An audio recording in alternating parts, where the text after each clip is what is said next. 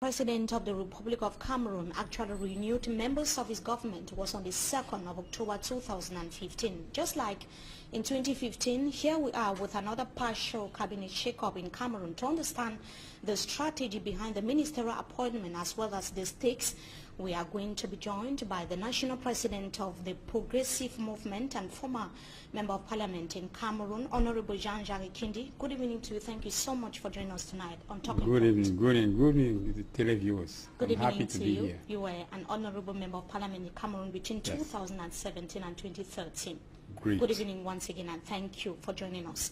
Now, the ministerial appointment by the President of the Republic of Cameroon has been interpreted differently by Cameroonians, whether opposition parties, political analysts, or even members of the governing CPD and political parties. Some say that it is strategic to quell the socio-political tension rocking Cameroon today and ahead of elections to be organized by the country. What is your opinion, Your Honorable? Thank you for this very interesting question, but I'm afraid to disappoint you because the President of the Republic is the only one who knows exactly why he appointed this one and not another one. What we can say, generally speaking, is that we have very important issues this year. We have security issues, we have electoral issues, we have economic issues, and some problems can be solved by one dedicated minister. Some other ones are tackled by a definition, a clear and neat definition of strategy and politics. By now, we see ministers appointed. We know some of them. We don't know the other one. We don't know how competent they are. We have just very few faces, to be more precise. Yeah, very few faces. Others have simply changed the portfolios. Exactly. Have simply changed. This is why I believe that this government reshuffle is not towards resolving the real issues of Cameroon. I mean Anglophone crisis, I mean Boko Haram, I mean economics, I don't believe that just changing a minister is able to really find a solution for that. But when you are a head of state, sometimes you see that this minister is no more convenient to you. You believe that this one can do better, and okay, we so let to him. you, it's a non-event. It's just like any ordinary happening in Cameroon. For me, really, I don't see any real event because nothing has changed drastically. First, and second, by now we don't have any speech explaining to us why we did this or why we did that. So we wait until we see them in action. At that time, we'll be able to say, oh, really, it was something. But we have been able to see the activities of other ministers on the field, what they have been able to do, and new ministers been appointed. You should be able to give an evaluation as a former member of parliament in Cameroon and also an opposition party leader. When you're talking of balance sheets, do you really have balance sheets of ministers? I remember that at a certain point, maybe it was in 2013 or 2012 or something like that, the president decided to ask the ministers to have their programs and balance sheets. And evaluations had to be made, I don't know, every 6 months or every. We didn't see anything. So if we didn't see anything at that time, you have ministers in the government who have been appointed 5 years ago, 10 years ago, 15 years ago. We don't have any balance sheets. So how can I imagine that appointing new ministers will give more clarity to what is happening? We wait, and maybe they'll do a very good job. Maybe they may not do it. But fundamentally, we are in an electoral year. So people must disclose their programs. Cameroonians must know why you are in this position, what for, and what is your plan besides what you do has to improve Cameroonians' living. For these questions, we have no answers, and we continue to think about them rather than to try to interrogate either Mr. Atanganji is a good minister or not, if Mr. Alamin is better in planning, and I don't say that it's a non-event at all, but I say that it's not of great interest for we as political leaders. Now, you've talked about the need for them to make their balance sheet known, or their roadmap, of course, to be known. There is a novelty, the creation of the Territorial Administration Ministry for the first time in Cameroon. We see the Territorial Administration Ministry that is now being divided. Now we have the Territorial Administration Ministry and the Decentralization and Local Development Ministries that were created recently by the government. What does that mean to you? You know, I remember creation of some ministers. Ministry of Urban Planning and Urban Development, the Ministry of Public Contracts. These missions were handled by other ministers, and then they divided and they create a full minister. I'm sorry to say that I didn't see any real change in the policy conducted by the government. Now, maybe having a full-time minister for local, for decentralization will make things better. But if you go through that, they cannot overcome the law. The law is quite clear. The decentralization law has been existing for several decades yes. now. Do you think the ministry is going to, the putting in place of the ministry is going to bring about some changes? The law has been existing, but not effectively implemented. Yes, but two things.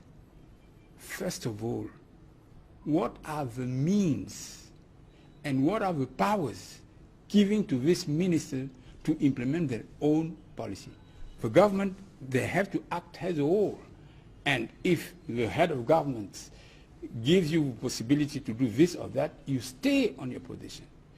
So we don't know with which means and which power these new ministers have been created. And second, they have to abide the policy, the general policy of CPDM. And what we can say is that this policy doesn't want to implement decentralization. If not, it would have been for not decades, but many years ago.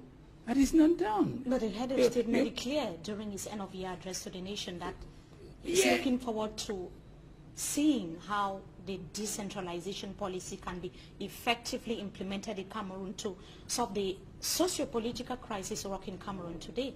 Yeah, but I remember what Mr. Sassou Nguesso said when addressing his Congress. He said, why do you wait everything from the president? You are a congressman. You are ministers. Do what you believe you can do for the country. But most of the time, we look at the head of state. He said this or said that. He will not be the one to implement the decentralization.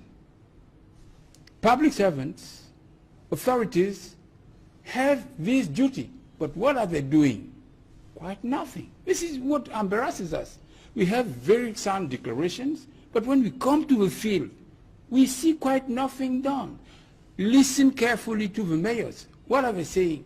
That nothing is coming. They're unable to fulfill their commitments because they don't have means.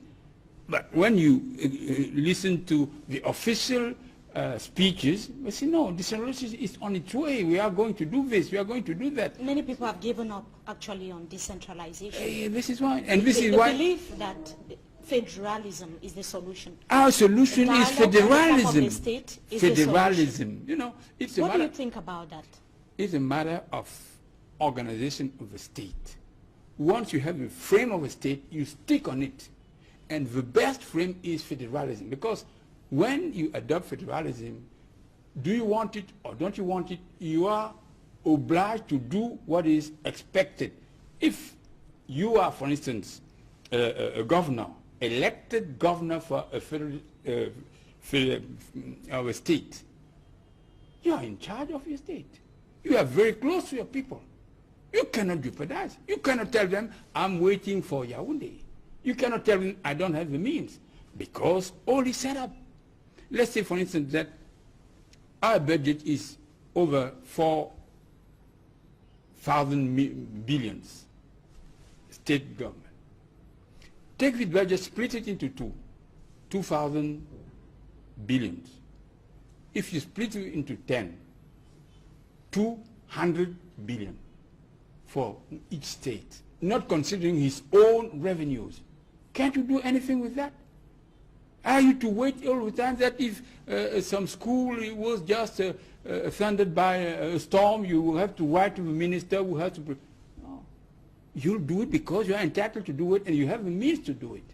And second, you are able to protect your missions. It means that if a minister or governor tries to just embarrass you in your own duties, you tell him no. So to you, you think federalism is the best solution. And I'm convinced that sooner or later, Cameroon will go federal because this is the solution. Many are of the opinion that for the President of the Republic of Cameroon to put in place a decentralization ministry and local development is an indirect way of telling Cameroonians that no to federation. Do you think so? I wouldn't go so far, but what I can say is that the way and the means they are taking are not leading Cameroon to federalism in a short time, maybe in a very, very, very long time. But people were educated to centralization. We went to school. When you go to ENAM, they give you the power of the prefect, the power of the governor, the power of the inspector of finance, the power of the government delegate. All these powers are related to Yaoundé. So when you are educated like that, how can you imagine that all of a sudden you change and you start decentralization? I don't believe that the way they are doing it will reach it. And decentralization that is rejected by many Cameroonians, especially those of the two Anglophone regions of Cameroon, clamoring for change in several aspects. In several aspects, especially in the two Anglophone regions of Cameroon. Yes. Your Honorable, do you think that an end to the crisis is new? The crisis that has been there for more than close to 2 years now. Yeah, looking at the state of affairs in Cameroon today. When you consider the point, we have short-term issues and we have long-term issues. On the long-term issues, I'm quite sure that we'll go to federalism. And once we are in federalism, we'll come to a certain peace. But it will not be easy, but I see no other solution. This is on long term. On short term, people are asking, some are asking federalism, some are asking secession, some are asking United Cameroon. It means that there is a real debate. Let this debate take place. Politics change after the debates have been given to Cameroonians. And then Cameroon go to vote for election, say, this is what we prefer, after we have listened to everybody. But there is no debate in our country. There is fight. And we don't believe that fight will lead anywhere. Anywhere. Look at what is happening in Africa. Each time when you have fight, you don't have a good solution. In Sudan, in Ethiopia, in all these countries. We don't want this type of situation for Cameroon. So militarizing the two Anglophone regions can never be a solution. And what is happening in the northwest and the southwest regions? What is happening cannot be a solution. But when you are talking about militarization, you have gendarmes who have been killed. You cannot be head of state. And civilians you see too. Civilians, yes, civilians we can more or less understand. When you kill a gendarme, it means that you are out for war. Remember Mrs. Thatcher, Prime Minister of Great Britain, what they did. When Argentine just humiliated one member of British administration, the services declaration of war. So we must not confuse the thing. When you kill civilians, you are entitled to respond for civil rights. The man you kill has his right. You have to respect them. When we kill a soldier, it means that you declare war to the people, the soldier you killed. So we must not make confusion between the two. We must stop all this killing. Stop killing gendarmes, stop killing civilians, and open a debate. But what's the justice on the part of the civilians too that are being killed on a daily basis? Yeah, I believe that the justice is to be taken in consideration. When somebody is killing, we have prosecutor. His duty is that as soon as you hear about any murder, you open justice information to know what happened, who killed, and he has to be punished. This is what we have to do. But this doesn't allow us to consider that once my brother has been killed, I take a gun and I go for war and for killing. It will not be a solution. Okay then, Your Honorable, this is an electoral year, 2018. Mm-hmm. What is the political move or political calendar, political activities of the progressive movement in Cameroon? Are you going to be taking part in the senatorials? No. You know, we have to be realistic. We have to be realistic. We have 3 councillors on all Cameroon. How can we dream that 3 councillors will be able to elect us? And especially, they'll be fighting our opponents in politics. When I'm a councillor in Douala Premier, in Douala First, but I'm facing all the CPDM, there are maybe 30 or so on.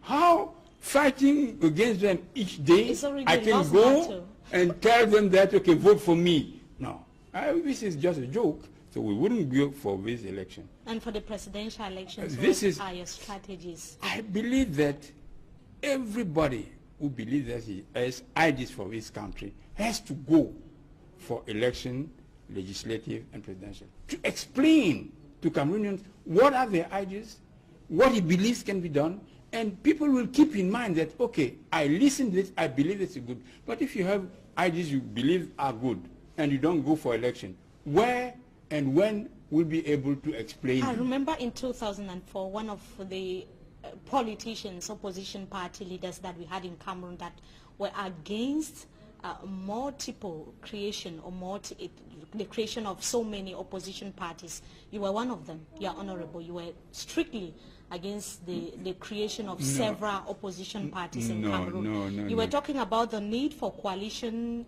for opposition to come together and to be able to form a coalition and unseat the regime in place. Do you have a similar ideology today, Your Honorable? No, I want just to send you back to history because some things are not correct. First of all, when I was president of CPDM Mvuri section, then you have a political turmoil. I was led to just organize a march. I was led to that because, okay, I was not the president of my party, I was a member of the party. It was organized. And what did I say? I said that sooner or later, multipartism will be there, and we have learned them. Some journalists said, Kindi is against multipartism. How can I be against multipartism? I defy anybody to find only one sentence where I declared that I am against multipartism. And second, when we had election during the first years of multipartism, everybody tried to explain what will be the best strategy to win. I said that you have to consider all the data, which means the candidates we have to run. Because some people will say, even if a ghost, we just want to remove Biya, even if it's a goat or a sheep, we agree. I say, no, a goat cannot lead Cameroon. We need the best we can produce. If not, we'll fail. And second, we need clear procedure of choice. What about today?